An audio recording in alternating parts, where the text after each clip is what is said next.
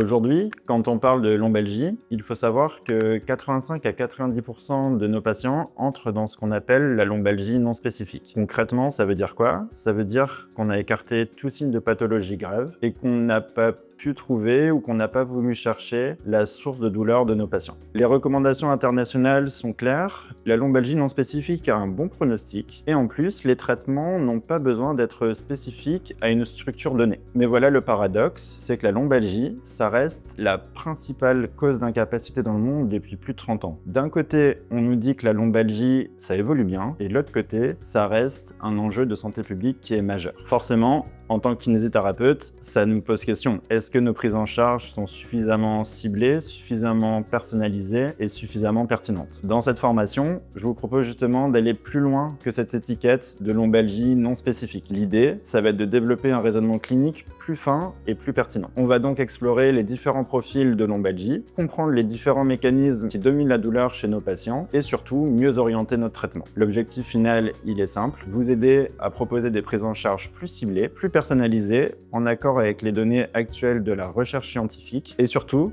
vous donner des outils qui vont être réellement utiles pour les patients lombalgiques que vous accompagnez au quotidien.